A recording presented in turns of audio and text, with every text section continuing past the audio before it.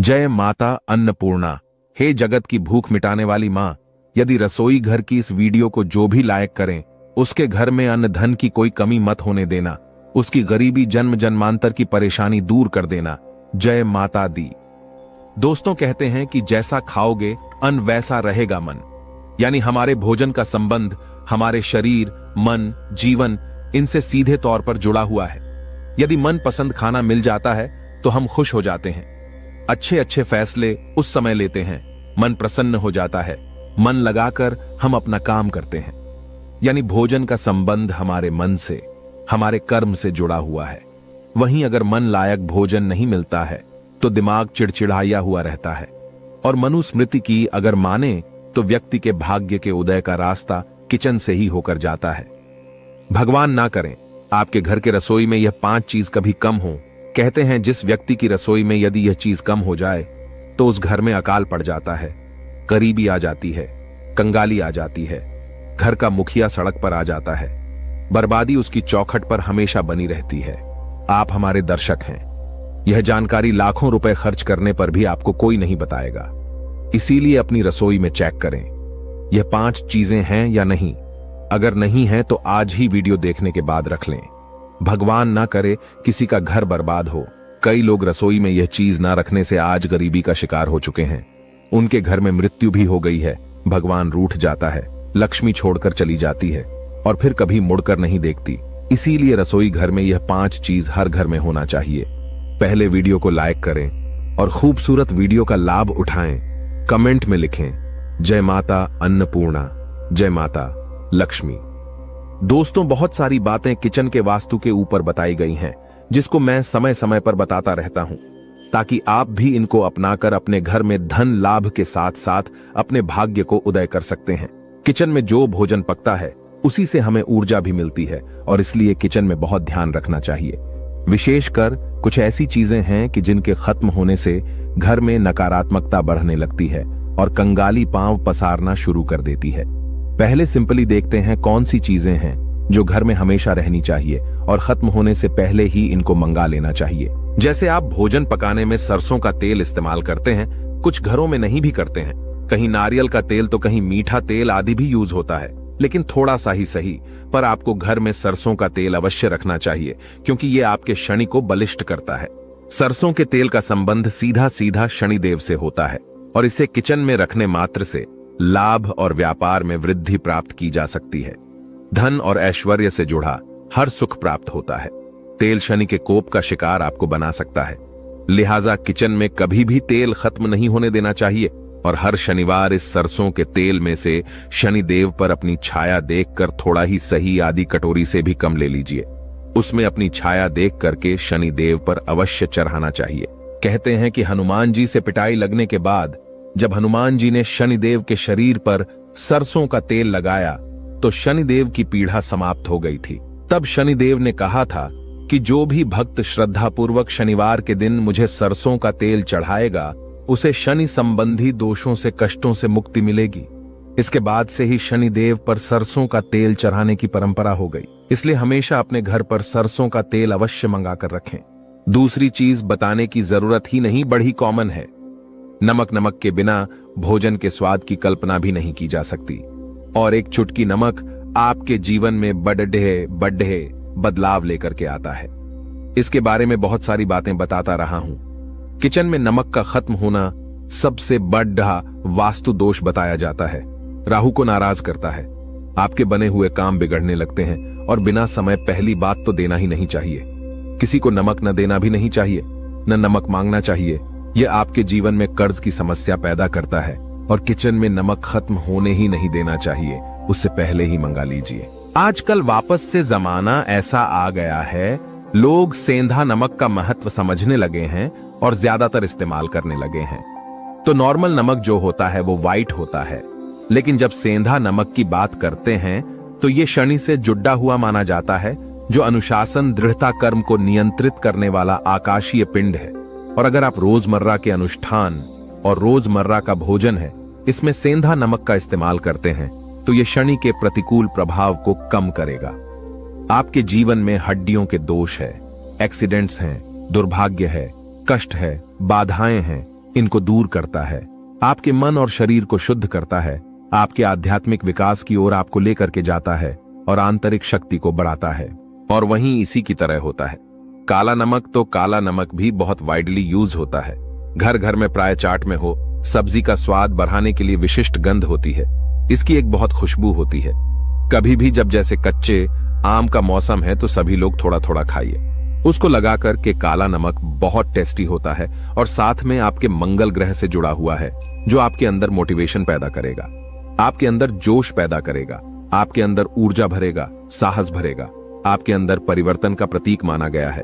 तो अगर आप भी अपने जीवन में आध्यात्मिक उन्नति चाहते हैं तो काले नमक का प्रयोग अवश्य कीजिए। ये आपकी इच्छा शक्ति पर जोर देता है, नकारात्मक ऊर्जाओं से भी सुरक्षा प्रदान करता है। और नमक जरूर रखिए, घर में खत्म होने से पहले ही मंगवा लीजिए। बात कर लेते हैं दोस्तों तीसरी चीज, चावलों की। चावल सनातन में अक्षत कहा जाता है, जो टूटा हुआ ना हो और पूर्णता का प्रतीक है।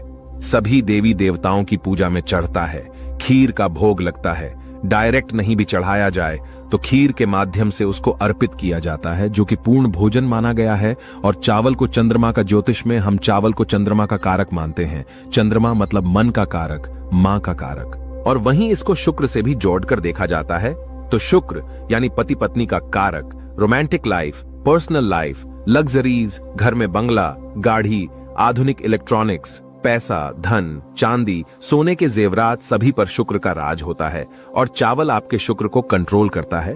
तो कभी भी किचन में चावल खत्म नहीं होने दीजिए, नहीं तो यह शुक्र ग्रह को कमजोर कर देता है, माता लक्ष्मी को नाराज करता है। शुक्र ग्रह ही आपको जीवन में धन वैभव देते हैं। इसलिए ध्यान रखें, आगे से कभी भी चावल खत्म होने के पहले ही मंगा लीजिए। और चावल का डब्बा कभी भी खाली नहीं करना है। अगर बना भी रहे हैं, पूर्ण होने वाला है, 2-4 दाने चावल के उसमें छोड़ दीजिए, बिल्कुल डब्बा खाली न करें। इसके बाद आपको चावल बनाना चाहिए।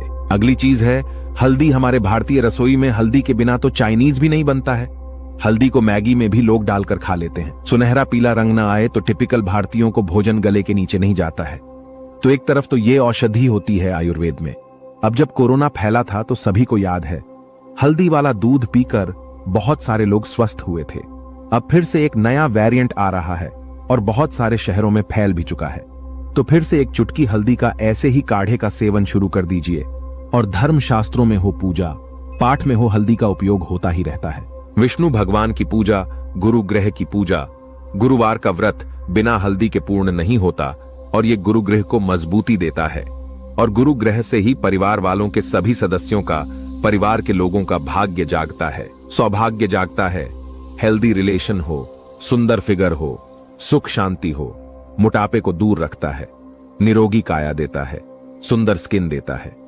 सभी के लिए हल्दी चाहिए ही चाहिए। इसलिए किचन में कभी भी हल्दी खत्म नहीं होने देना चाहिए, नहीं तो घर से सुख सौभाग्य चला जाता है। इसी तरह से आटा भी कभी खत्म नहीं होने देना चाहिए।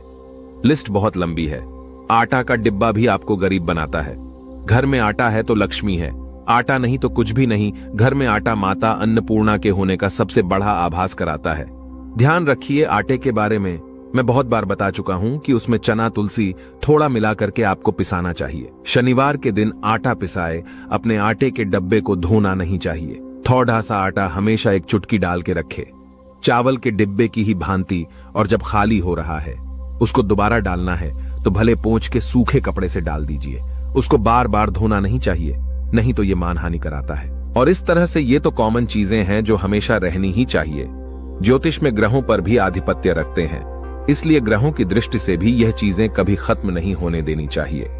दूसरी चीज है ग्रहों के हिसाब से भी। अगर आपके घर परिवार में गवर्नमेंट से रिलेटेड आप लोग काम करते हैं, कोई टेंडर भी भरते हैं, गवर्नमेंट जॉब करते हैं, या फिर आपको अपयश ज्यादा मिलता है, मान सम्मान में कमी आती है, बदनामी ज्यादा होती है, या फिर आप पॉलिटिक्स में हैं या आपके परिवार में लोग पॉलिटिक्स में काम कर रहे हैं, लीडर्स हैं, किसी भी फील्ड को लीड कर रहे हैं, तो आपको क्या चाहिए होता है? कुंडली में सूर्य ग्रह की अनुकूलता चाहिए होती है। तो आपको विशेष ध्यान रखना है कि आपके घर में गेहूं हो, गुड़ हो, आम हो, ये सदा बना रहे। ये हमेशा शामिल करके रखें अपने घर के फूड में, और इनको घर में रखे ही रखे, चाहे तो एक मुट्ठी ही रखिए। ये कभी खत्म नहीं होने चाहिए। अगर घर के लोग बहुत इमोशनल है, क्लेशी हैं, डिप्रेशन में आ जाते हैं बार बार, तो चंद्रमा को मन का कारक कहा गया है।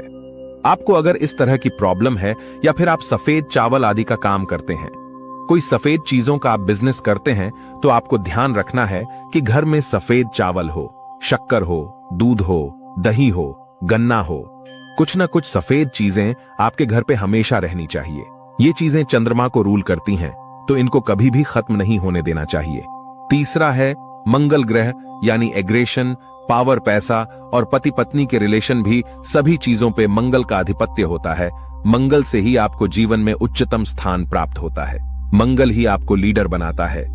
अगर आप चाहते हैं, चाहे स्कूल में बच्चे हों, उनको चाहते हैं कि जो लीडर्स बने, आप अपने फील्ड में लीड करें, हर चीज में आगे हों, तो आपको अपने घर में लाल मसूर की दाल हो, अनार हो, जौ हो, शहद हो, यह हमेशा रखना चाहिए और ध्यान रखना चाहिए इनमें से कोई ना कोई चीज हमेशा बनी रहे, खत्म ना हो। इसी तरह से जो फैमिलीज करियर ओरिएंटेड होती है, सुंदरता चाहती है, मॉडलिंग करते हैं, ब्यूटी से रिलेटेड जॉब्स करते हैं, उनका अधिपत्य बुध ग्रह का आधिपत्य होता है उन पर।